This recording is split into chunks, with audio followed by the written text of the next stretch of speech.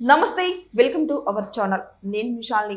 వైకాపా హయాంలో fibre net అక్రమాలు దాచుకోవడం ఇక రెండే పనే లేదు వీళ్ళకైతే.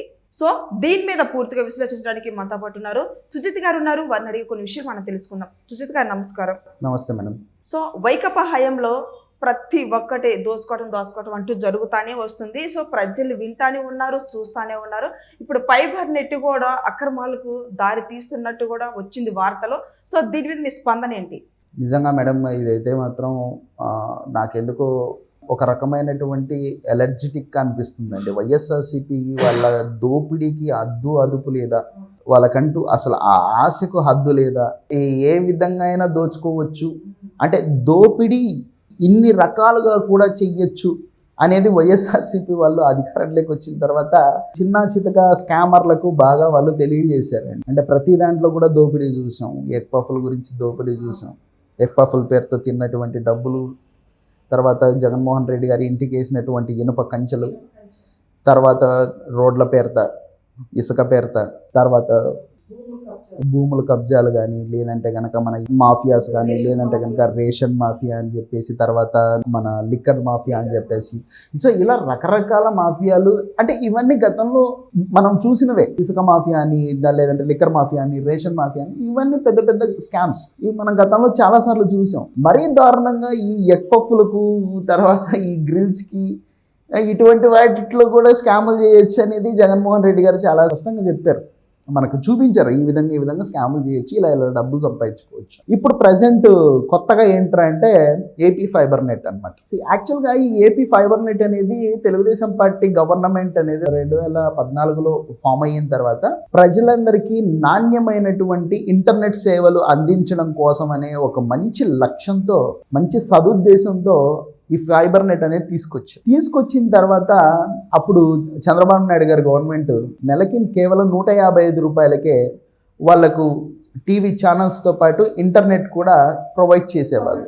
తర్వాత గవర్నమెంట్ మారిన తర్వాత జగన్మోహన్ రెడ్డి గారు వచ్చి ఆ కార్పొరేషన్కి ఒక రెడ్డి గారిని ఏర్పాటు చేసిన తర్వాత ఆ రెడ్డి గారు, ఈ రెడ్డి గారు ఇద్దరు కలిసి దాన్ని దోచుకోవడం మొదలుపెట్టారు. 2019కి ముందు 108 మంది ఎంప్లాయీస్ ఉంటే 2019 నుంచి 24 మధ్యలో దాదాపు 1800 మంది ఎంప్లాయీస్ అండి. 2019కి ముందు ఆ ఎంప్లాయీస్కి 4 లక్షల రూపాయలు ఖర్చు చేస్తుంటే జీతాల రూపంలో 2019-24 మధ్యలో దాదాపు 4 కోట్ల రూపాయల జీతాల కోసం అని చెప్పేసి ఖర్చు పెట్టారు. ఓకే, ఎంప్లాయీస్ కావాలి, ఒప్పుకుంటాం. కాకపోతే ఇక్కడ నేను క్వశ్చన్ చేసేది ఏంటంటే, నేను కానీ లేదంటే ఆ సంస్థ చైర్మన్ జీవి రెడ్డి గారు కానీ క్వశ్చన్ చేసేది ఏంటంటే, ఇప్పుడు ఇంత పెద్ద స్పాన్లో ఇంతమంది ఎంప్లాయీస్ని పెట్టుకొని మీరు వర్క్ చేయించినప్పుడు ఆ సంస్థ యొక్క గ్రోత్ మీరు చూపించాలన్నా వద్దా?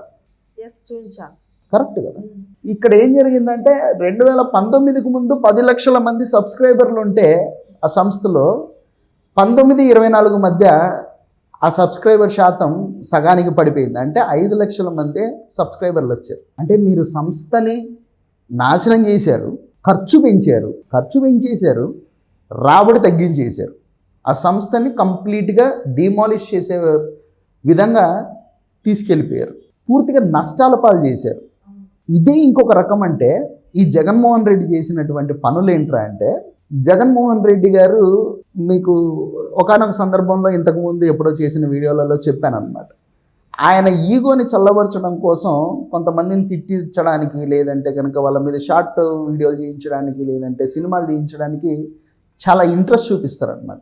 అలా జగన్మోహన్ రెడ్డి గారి ఈగోని సాటిస్ఫైడ్ చేయడం కోసం వచ్చినటువంటి వ్యక్తే మన డెన్ ఆర్జీవి రామ్ గోపాల్ వర్మ. ఈ రామ్ గోపాల్ వర్మ ఏం చేశాడంటే, ఎలక్షన్ల టైంలో వ్యూహం అనే ఒక సినిమా తీశాడు. ఎందుకంటే ప్రజలకు ఎవరికి గుర్తుండదు, ఆ సినిమా పేరు కూడా గుర్తుండదు కాబట్టి నేను చెప్తున్నా. వ్యూహం అనే పేరుతో ఒక సినిమా తీసాడు అనమాట. ఆ సినిమా ఎప్పుడు వచ్చిందో ఎప్పుడు పోయిందో ఎవరికి తెలియదు థియేటర్లో. కాకపోతే ఆ సినిమాని ప్రజలు ఎలాగూ వచ్చి థియేటర్లో చూడరు కాబట్టి జగన్మోహన్ రెడ్డి గారు తెలివిగా ఏం చేశారంటే, ఇంటింటికి చూపించాలి ఖచ్చితంగా ఈ సినిమాని అనే ఉద్దేశంతో ఆ సినిమాని తీసుకుపోయి ఫైబర్ నెట్లో టెలికాస్ట్ చేశారు. పోనీ ఆ సినిమా టెలికాస్ట్ చేసిన తర్వాత వ్యూవర్షిప్ అనేది మనం కౌంట్ చేసుకుంటాం కదండి. ఆ సినిమాని చూసినటువంటి వ్యక్తులు ఎంతమందిరా అంటే 1800 మంది. సో అక్కడ పేమెంట్ ఏ విధంగా చేస్తారంటే ఒక వ్యూవర్షిప్కి 100 రూపాయలు పేమెంట్ ఇస్తారండి, నిర్మాణ సంస్థకి కానీ ఆ దర్శకుడికి కానీ, ఎవరైతే ఆ సినిమాని తీసారో వాళ్ళకి అనుకుందాం. సో ఇక్కడ 1800 మంది చూశారు, 1800 మందికి ఒక్కొక్కరికి 100 రూపాయలు చొప్పున ఇవ్వాలి. ఆ లెక్కన ఎంత డబ్బులు వస్తుంది? మహా అంటే ఒక 2 లక్షలు 2.5 లక్షలు వస్తుంది. కానీ జగన్మోహన్ రెడ్డి గారు ఎంతటి విశాల హృదయం అంటే, అరే నా రామ్ గోపాల్ వర్మకు తక్కువ డబ్బులు వచ్చింది కదా, ఇది ఎలాగో జనాల సొమ్మే కాబట్టి ఇచ్చేద్దామని చెప్పేసి 2.5 కోట్ల రూపాయలు ఇచ్చేశారు. ఎవడి సొమ్మది? ఎవడబ్బ సొమ్మది?